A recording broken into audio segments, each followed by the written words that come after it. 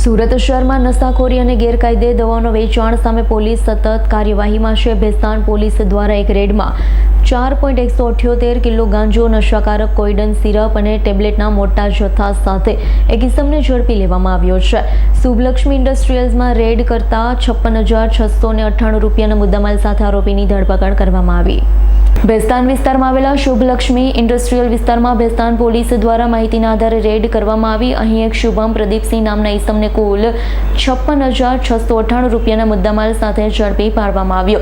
જપ્ત કરાયેલ નશીલા પદાર્થોમાં ગાંજાનો જથ્થો 4.178 કિલોગ્રામ, જેની કિંમત ₹41,780, નશાકારક codeine syrup 7 bottle, નશાકારક tablet 22 strip મળી 56,698 રૂપિયાનો મુદ્દામાલ પોલીસે જપ્ત કરી કાયદેસરની કાર્યવાહી હાથ ધરી છે। પોલીસ દ્વારા આરોપી શુભમને કોર્ટમાં રજૂ કરવામાં આવ્યો, જ્યાં 1 દિવસના રિમાન્ડ મંજૂર કરવામાં આવ્યા છે।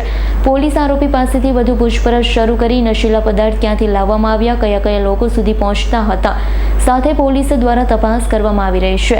નશાકારક પદાર્થ ઇન્ડસ્ટ્રીયલ વિસ્તારમાં કામ કરતા લોકોને પણ આપતો હતો। Bureau report, S9 news, Surat. અમારી તમામ માહિતીથી અપડેટ રહેવા માટે જોડાયેલા રહો S9 ન્યૂઝ સાથે।